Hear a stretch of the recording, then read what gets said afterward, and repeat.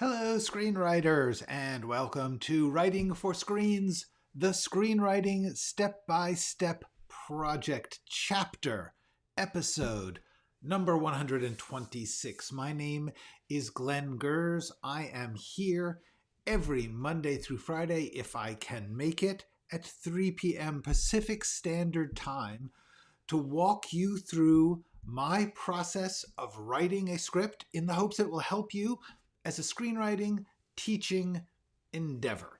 I am trying to let you watch over my shoulder, share my screen as I go through the everyday line by line, scene by scene, outline to rewrite to text to outline process. Because that's what it is. It's a constantly shifting, changing, building process. And it doesn't seem like screenwriting teachers talk about that much. They talk about the end result, how a great script works. But how do you get to that great script? It's every scene, every line, word by word, figuring out how to make them flow, how to make them dramatic, all that stuff. So that's what we do. We walk through it line by line. Hello, Kitschy. Hello, I write. I was just telling the newcomers how this works.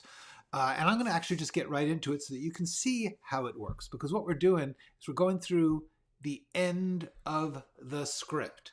Because the end of the script was written very casually, very just throwing down some ideas, trying to get the main beats.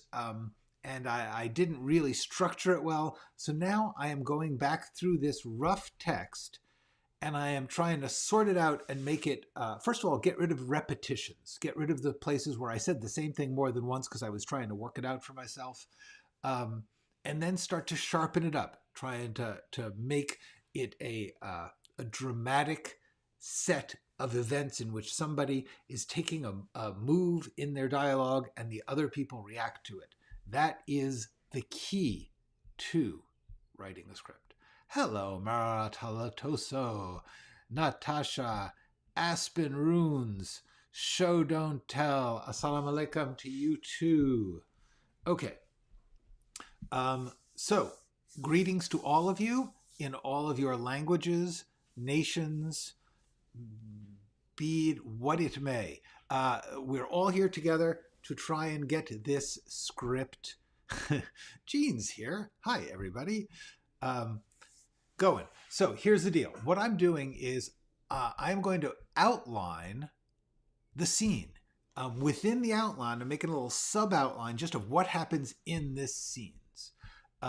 Because sometimes it really helps when you've got a complicated scene with lots of moves in it and you haven't really thought out how do you get to that part you know you need, but how do you get there from where you start? Hello, Matthew. I started doing this right before I came on.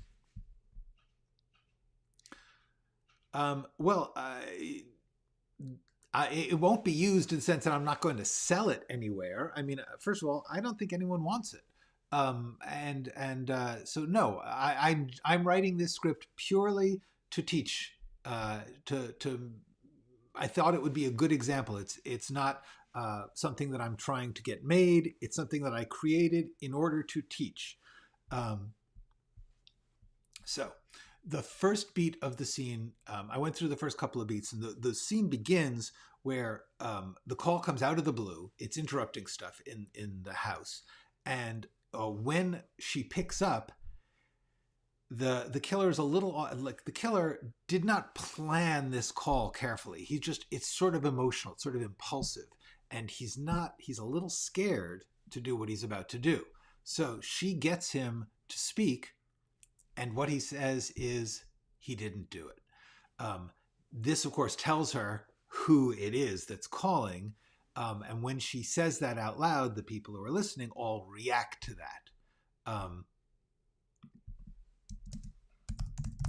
But she ignores them. Because she's trying to keep him talking, trying to understand what's going on with this. And so then he explains why he's heard was upset. Okay, so so that gets us here. So, and one of the things is when I was looking at this, I thought, okay, so he calls, and she's listening.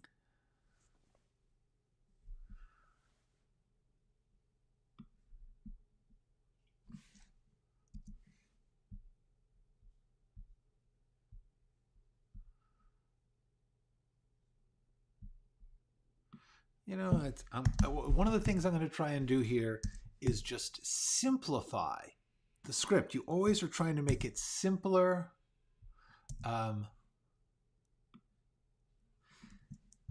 You're always trying to make it simpler, faster, smoother, a better read. So as I go through, I'm seeing things where I just got flourishy. Who was murdered? The episode begins with this guy named George. He's a podcaster. You're asking fair questions. It's just they're by the way, for anyone who wants to know what I'm working from, you can go to, hold on here.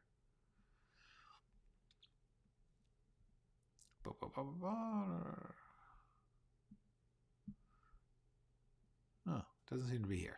Okay. You can go to my website, to writingforscreens.com.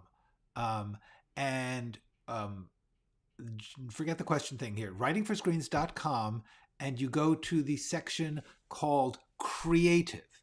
And in Creative, you will see that there's a little box. It's a little library of small windows that you click on. One of them says UPKP, Untitled Podcaster Killer Project, drafts and outlines. And I have every week I have been printing, making a PDF of wherever the script or the outline stands at that moment, and putting it on the website. So there's this long list of every step. You can just take the latest one. So if you want to see what I'm looking at is a full document, that's where you can get a PDF of that. I can't really explain everything about it. That would take too long. I will just fill you in and say that as we go along, hopefully you'll be able to catch it. If not, you can either go back to earlier episodes, or like I said, go to writingforscreens.com, Creative, UPKP, Drafts and Outlines, and you can read the whole thing. Okay, so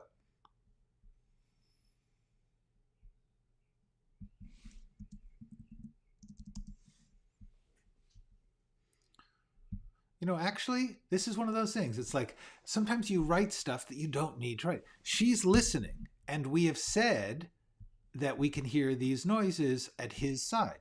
So she's listening, and then the next thing she says is, I can hear birds, seagulls. So I don't have to say what she's listening to. So there we go.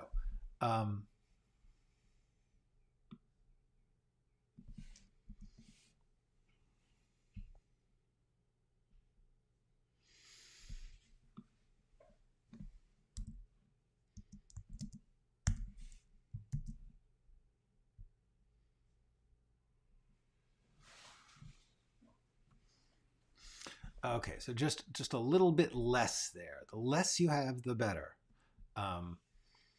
Less words is almost always a good idea in a screenplay, in a script of any kind. Fewer words. So I put 3 versions of this line down here because I was thinking, what would she like? She knows that someone's calling, and they're not speaking. So, are you trying to call George Roisman? This is George Roisman's house. That's not right. So the question is, are you trying to reach George Roisman, or are you trying to call George Roisman?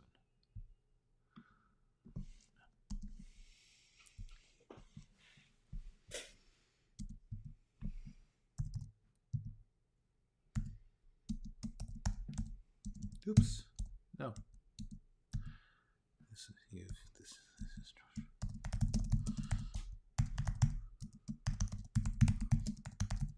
This is George Roisman's number. I know. I know. May I ask who I'm speaking with? This is George's widow, ex-widow. I'm sorry for your loss. I'm sorry for your loss. Thank you. Who is this?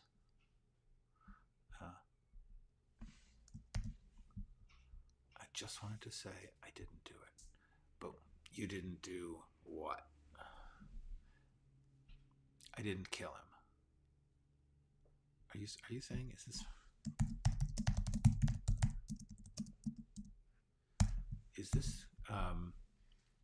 Okay, so that's how far we've gotten in this outline. Everyone starts to react. So you're calling.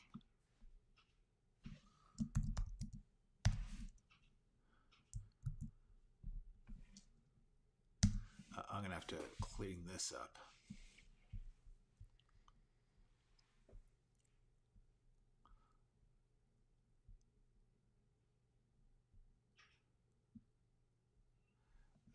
Okay, let me just see. Hello, Marco. Yes, you can go to the first session. I explain what I'm up to and take it from there. About making it simpler. What do we when you feel or know a scene would be cut? Do you write it anyway? Yeah. In general, it's always good to write stuff, and if you need to cut it, you cut it. It's not. That's what the delete key is for. It's but sometimes you get something out of that step or out of the pieces that you're cutting.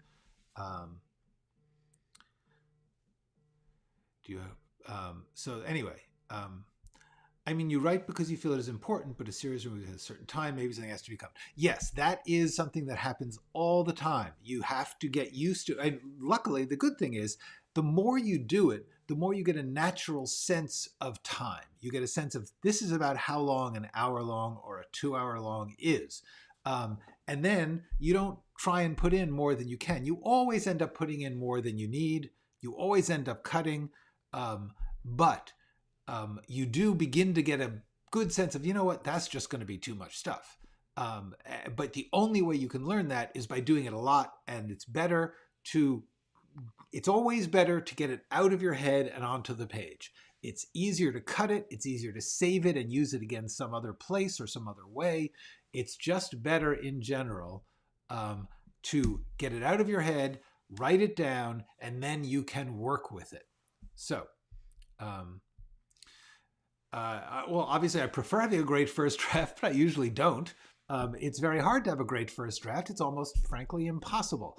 The first draft is just getting it out of your head. And you, sometimes, some writers I know, I talked on the other day about a friend of mine named Howard Michael Gould, who was a great showrunner on a show I worked on and has written some novels. He really, really, really precisely pre-plans every step of the outline. His outlines are huge, so that when he actually writes it, he's pretty close. I'm not like that. I tend to outline as best I can, and then I need to get it down and write it and explore it. And so for me, what I actually like is knowing that the first draft is going to be a mess. That's okay. It's part of the process. But I'd rather work from a mess than from having to get everything right. Having to get everything right is not great for me creatively. I don't think it's great for most people creatively. The best thing is to say, I need to just engage in this process, and then I can work with it. I can judge it. I can refine it. Okay, so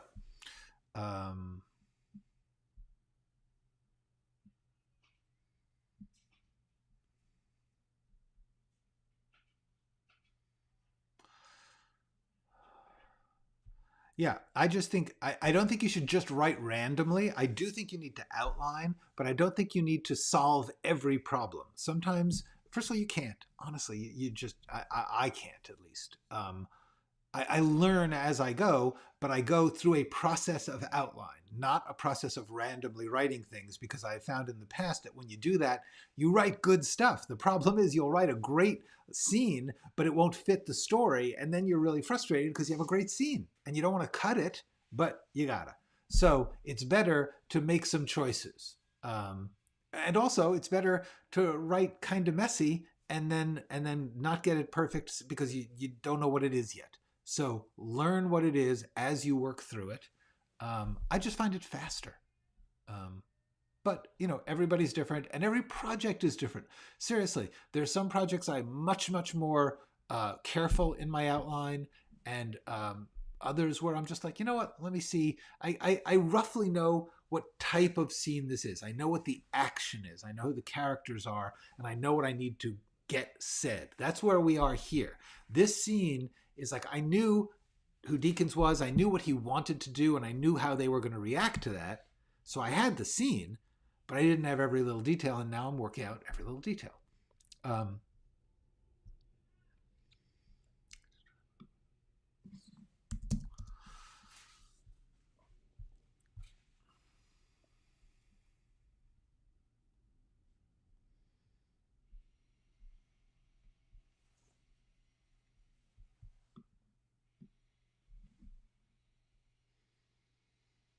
uh,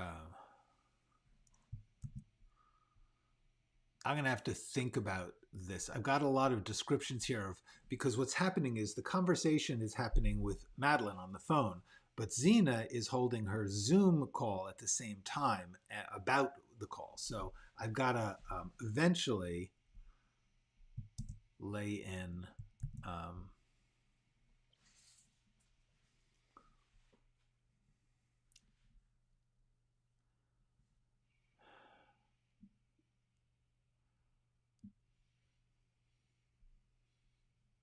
yeah. We've got much more to do here. All right.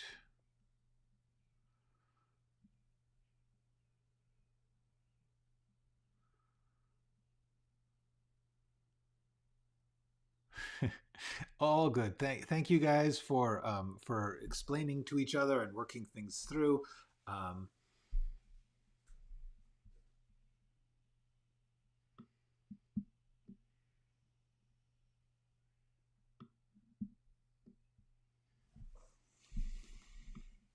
no, I'm not going to move that.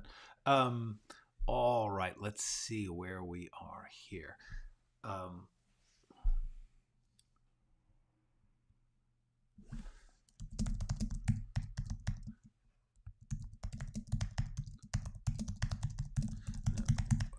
okay, I have to decide when it goes to speaker, because right now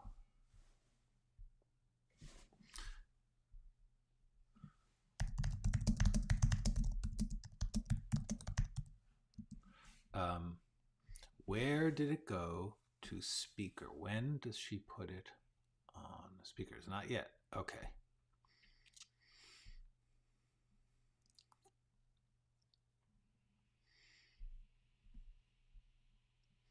Ah, Xena puts it on speaker.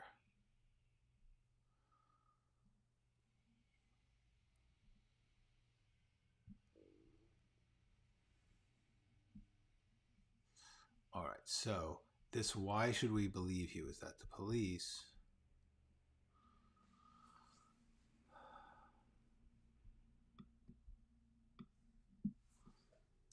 That comes down here. All right. Good. That's interesting.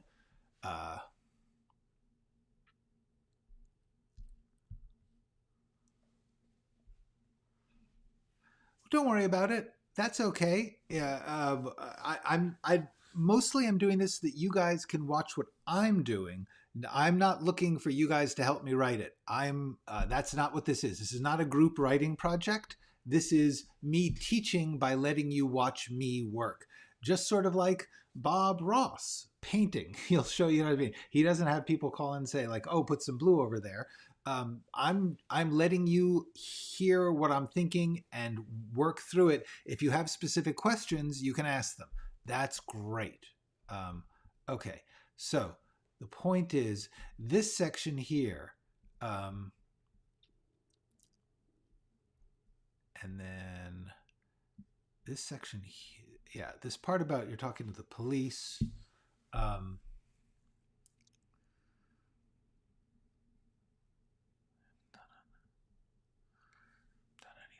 Done anything. Haven't done anything a long time. Many years.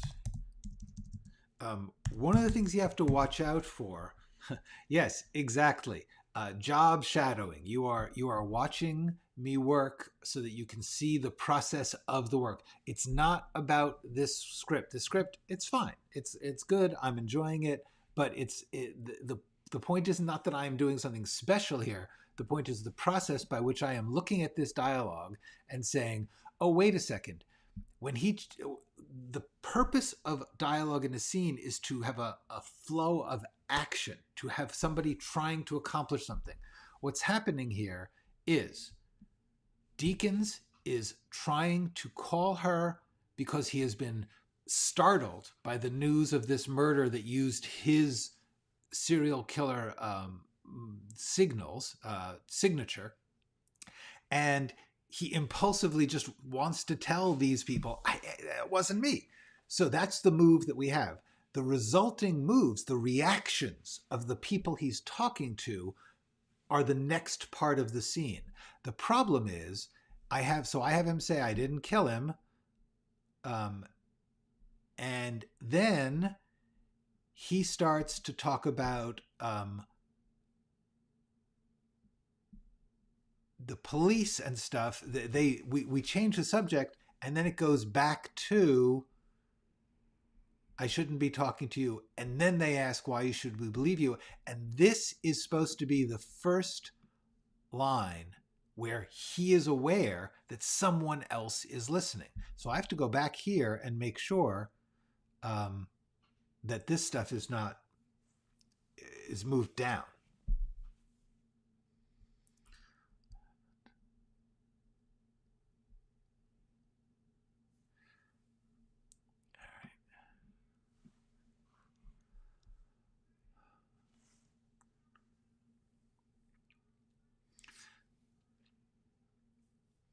So he says, so tell them I didn't do it. This is where we want to get rid of it. Can we do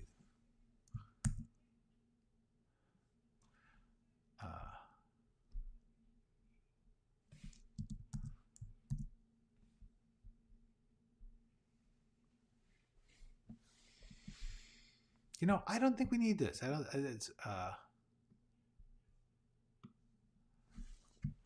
This would actually go way down here. After they accept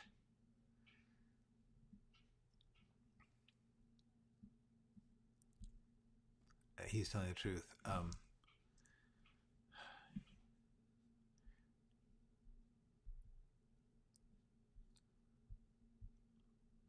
Somewhere in here, I'm just going to drop this here.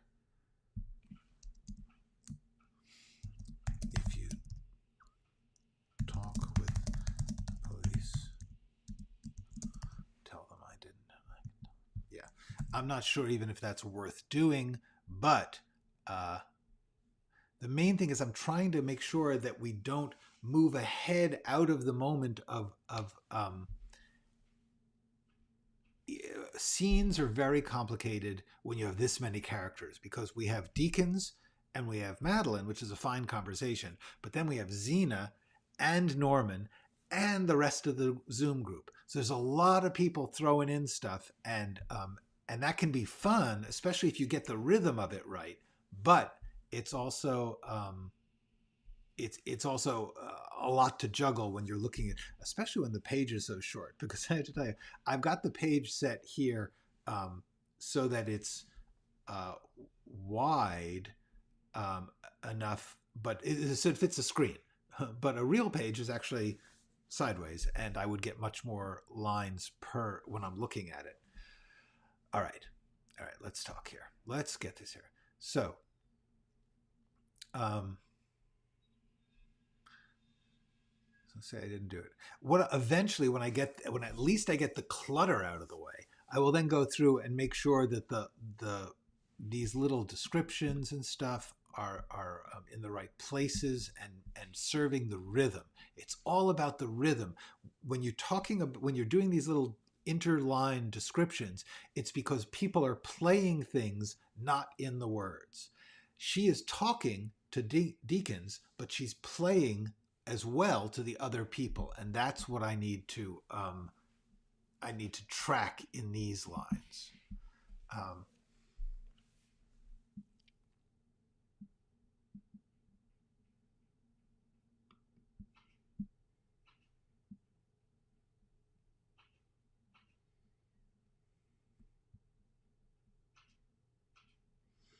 Okay, she's not gesturing the phone. They're already watching. And she's not frantic.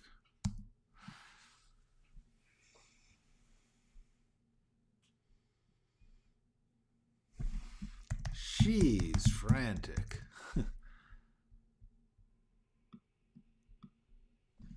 To whisper. All right. Okay.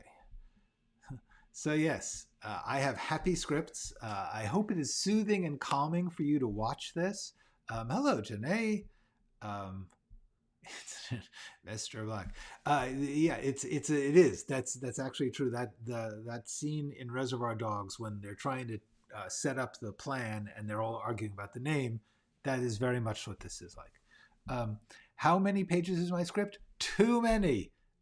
64 is a little long. Ideally, you want to keep it to 60, but not the end of the world in a pilot. I believe mine is 94 right now, so I've got to cut 30 pages. I'm not worried about that because I already know that I've overwritten stuff. Okay.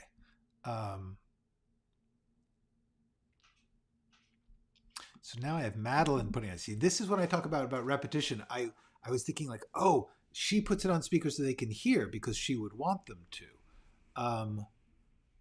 But I don't think she thinks about that. It's much cooler if Xena puts him on speaker. Okay.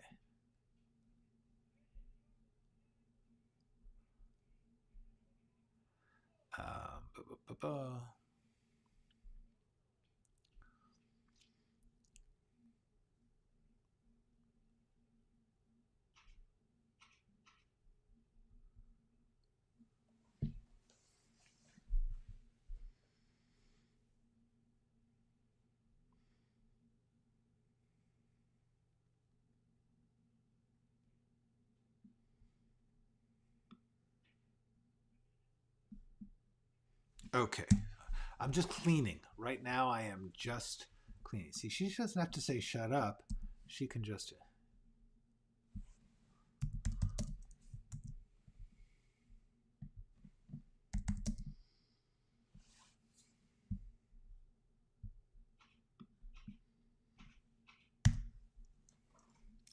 Okay, yeah. One of the things I'm trying to do in this is keep a flow. Like, what is Madeline doing? Originally, I had her putting the thing on speaker, but she was also turning away. That didn't make any sense. So what I'm going to do is just say, from the moment that she realizes what's going on, she's focused on him until Xena puts it on speaker and opens it up.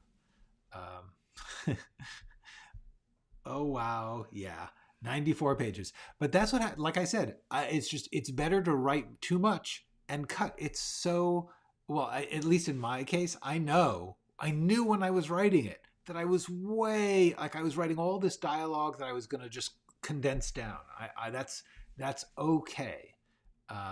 As long as you know how to do that. If you write 94 dense pages with lots of great new things in every line, you're in big trouble. I knew that this was a rough draft. It's okay.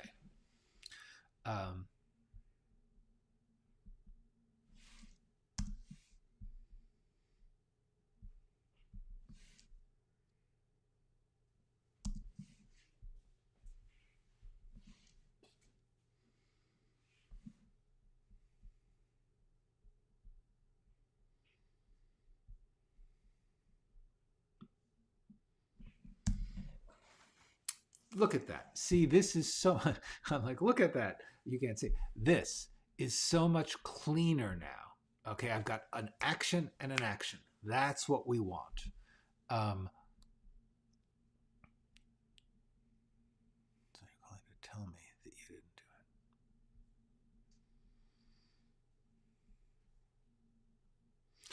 it. Okay.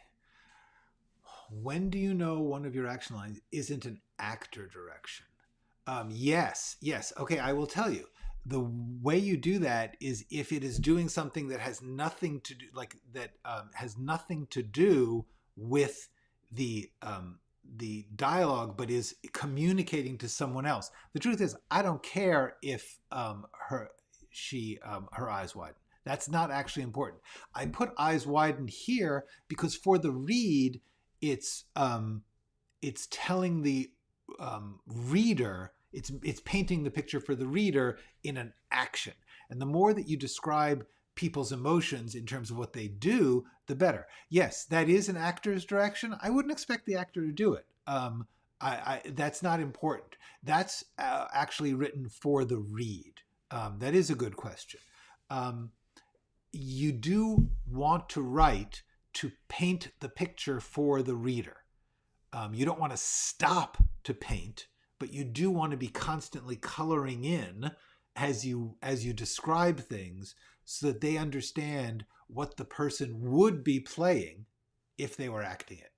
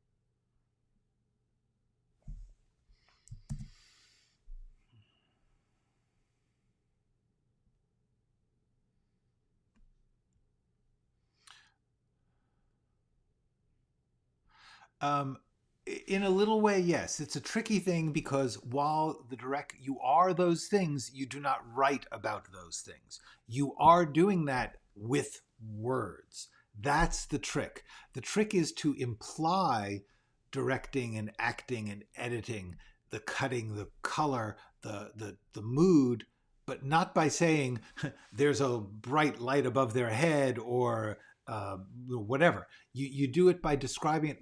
The way I do it is to focus on making it, describing what would be happening as if the story was real, as if you are describing things that are happening to real people, and the reader is hopefully involved in the reality of the scene. They are not thinking, oh, this is being edited. They are thinking, I am cutting from this to this.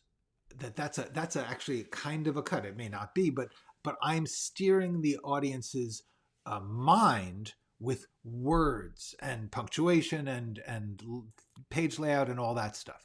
That's how you do all those cinematography and music and everything else. You do that with your words. Okay.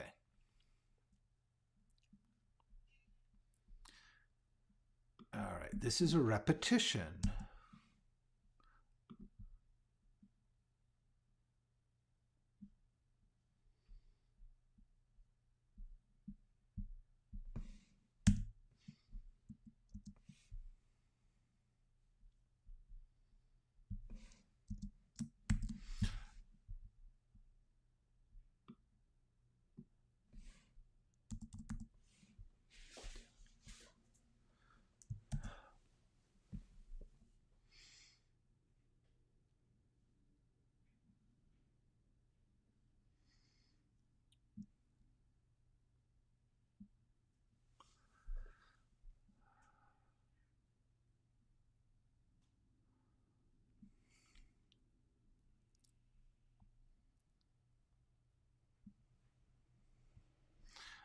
I am not sure about this, but I'm going to keep moving. See, this is we begin to intercut the Zoom group as well. We've already been doing that.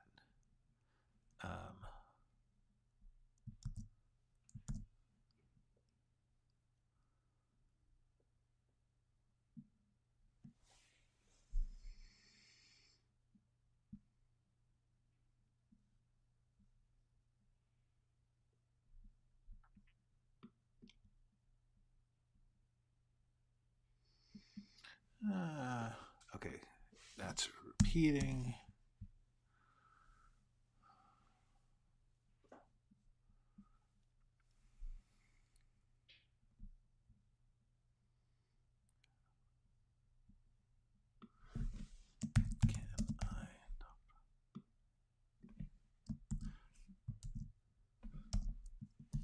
Ah. All right. I think I want to take this out because it's giving away a cool beat.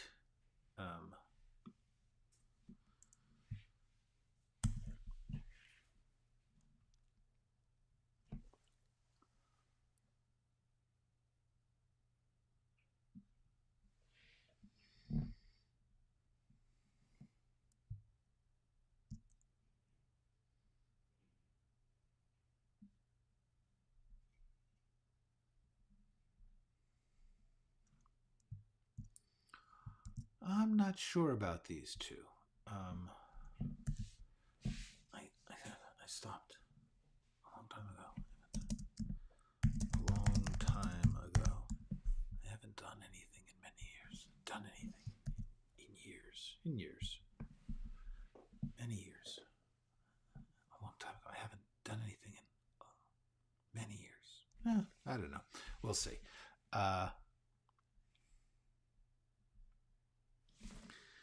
Madeline is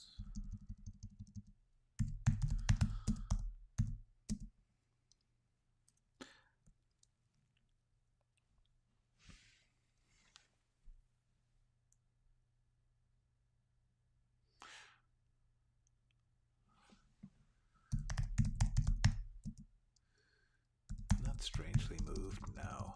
Is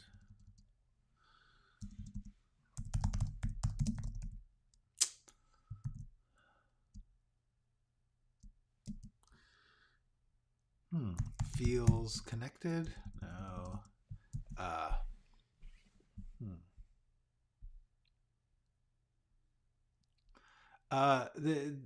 The dashes, they're dashes. A hyphen is when you connect like two words with no space around it. That's a hyphen.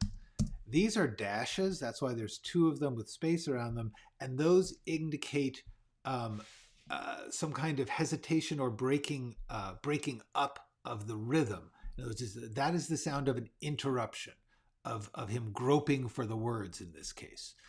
So I do that when someone is interrupting themselves, cutting off, or in some way breaking up the flow. Cool, Larry. Glad that you're going to be sure to eat. All of you should eat and drink and get a lot of sleep. Not necessarily during this, but you know.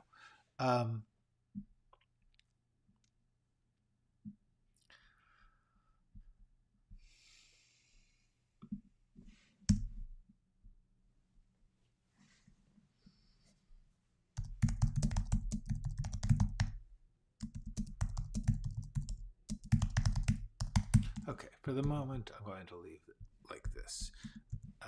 The point is, I want to make clear that when she says, you're talking to the wrong person, she's not like, you're talking to, she's like, honestly, what am I going to do about it?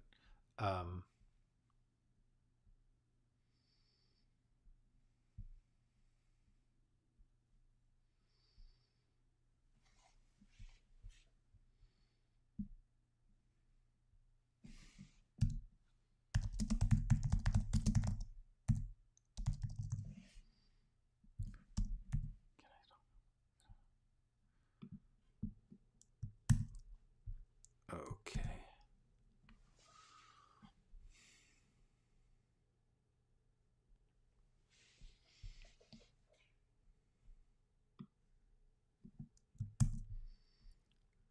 There we go.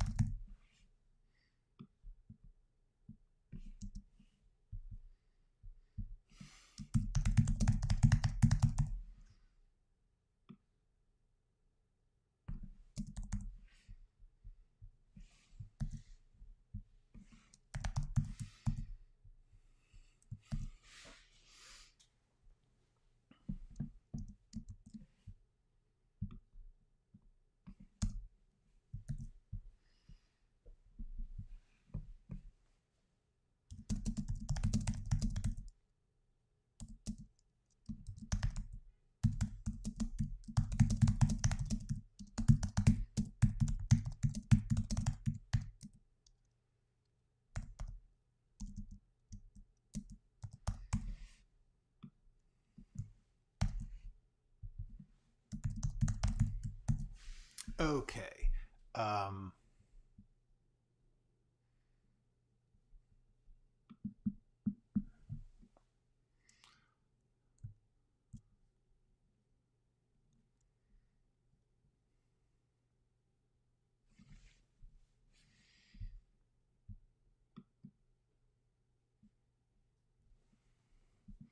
Too much of this Xena stuff.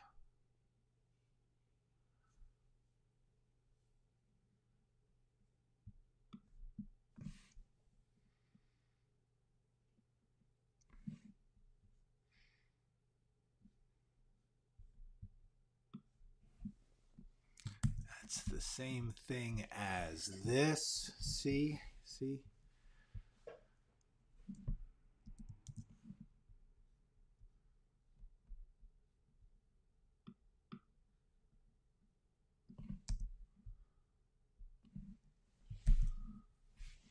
No, you know what? That's actually just not needed.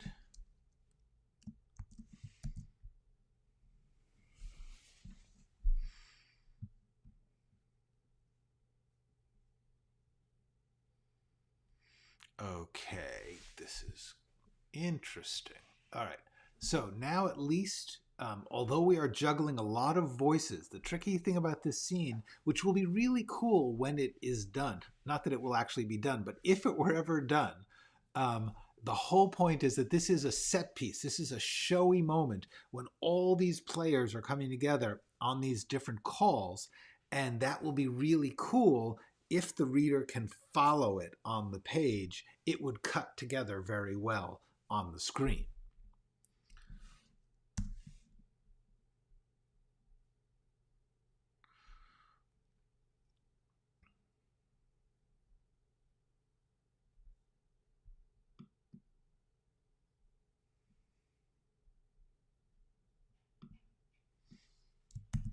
And we're going to move this here.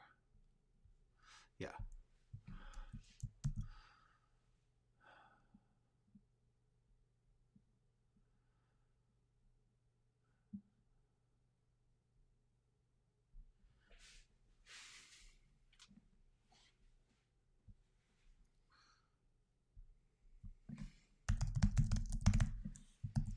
All right.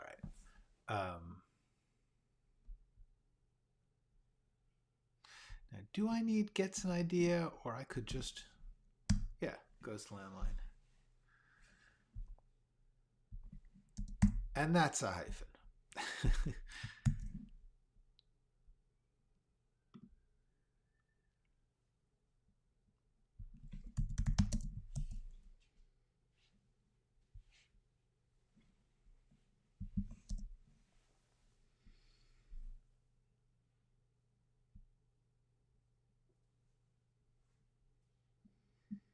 Yes, this makes sense.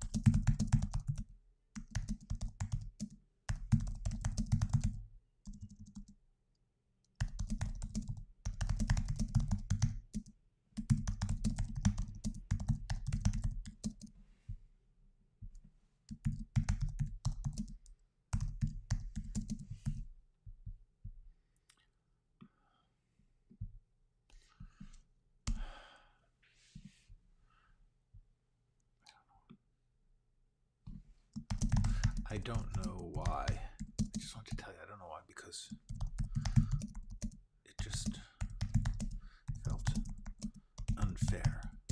It was just, all right. Okay, that's not bad. Interesting. Okay.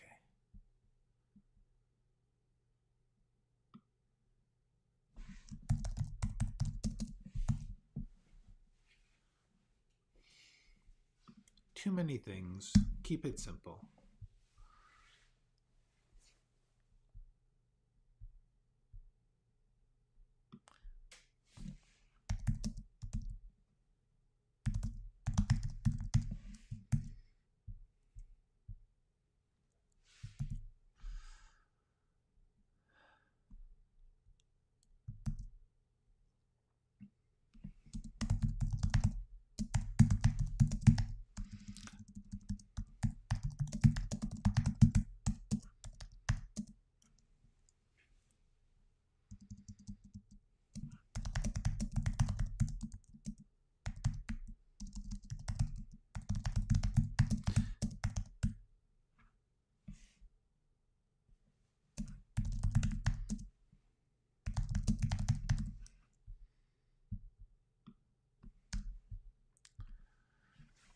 Okay.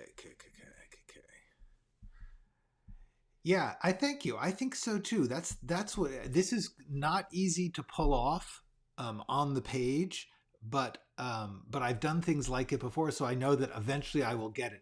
It's one of those things you have to keep writing and polishing and reading and then polishing more, because it's like a rhythm. You're steering the mind of the reader. Um,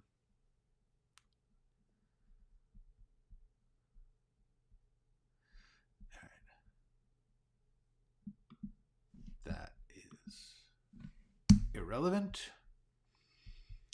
And this is the same thing twice.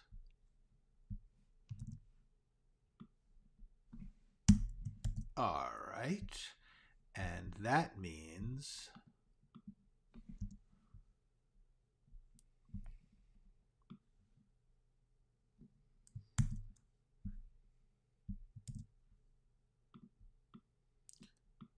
is that the place?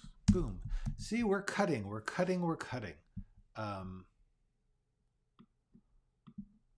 And we're moving this up. All right.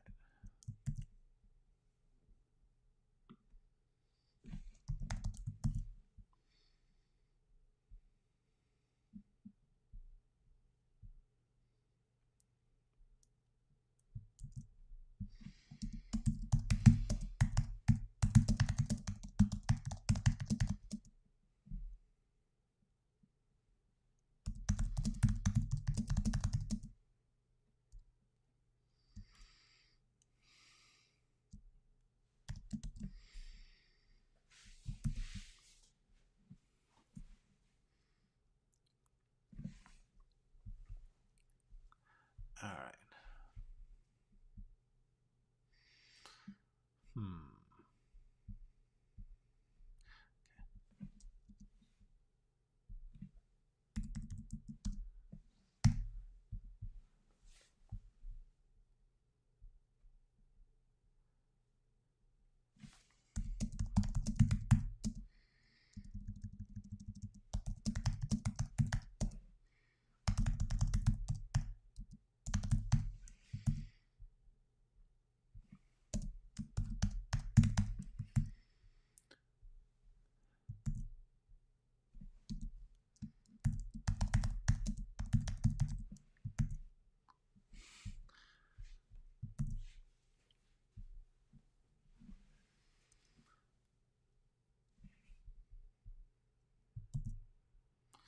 Okay, now here's the thing. I had her mute everybody.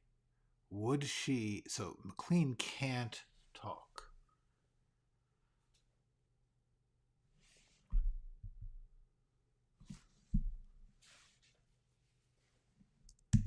So that's got to be Xena.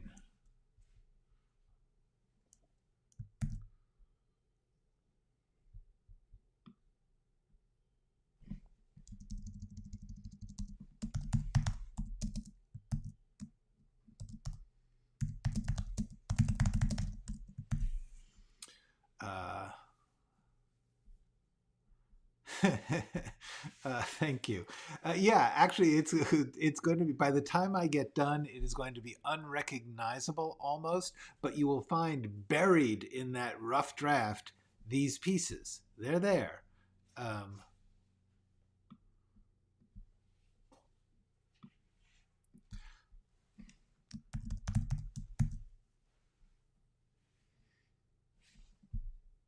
Hanging up is such an old-fashioned phrase.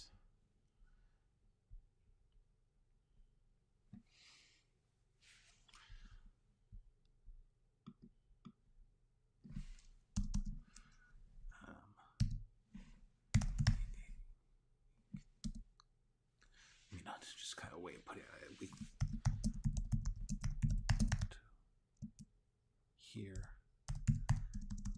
Here, your side of it. Of course. See, that's good. Now Xena is fun.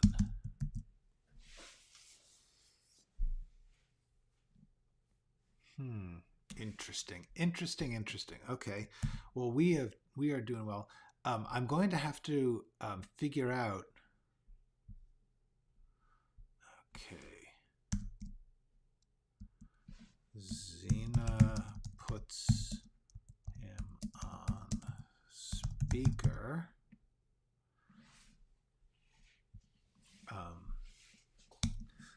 Xena introduces herself.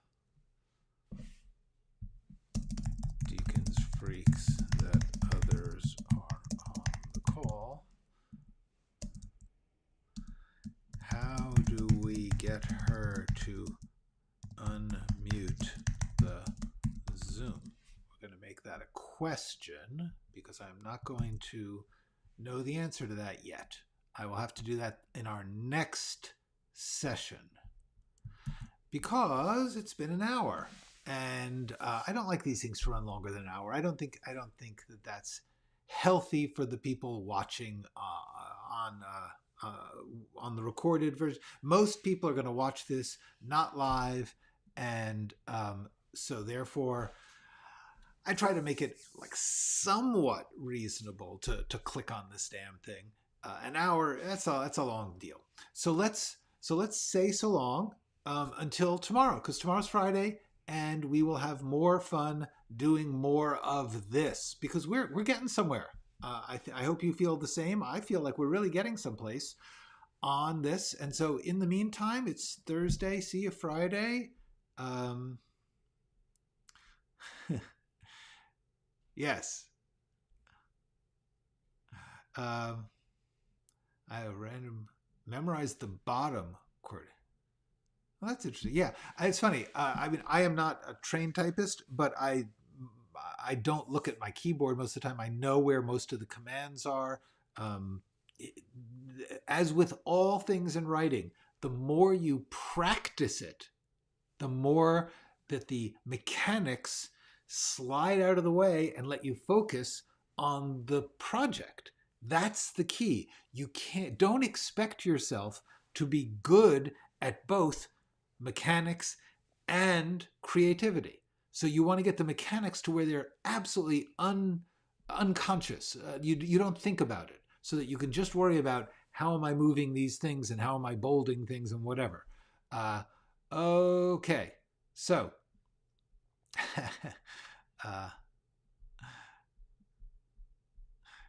yes, hanging up. People say it. Okay, I am so glad you're. Wow, I can't believe you're paying that much attention. I wouldn't. It's amazing that you guys are following along with this. That's fantastic. Lots of people can't watch it live. So that is all. It is great to see you. See you tomorrow. You're welcome. See ya. Bye, everybody. Please go write something.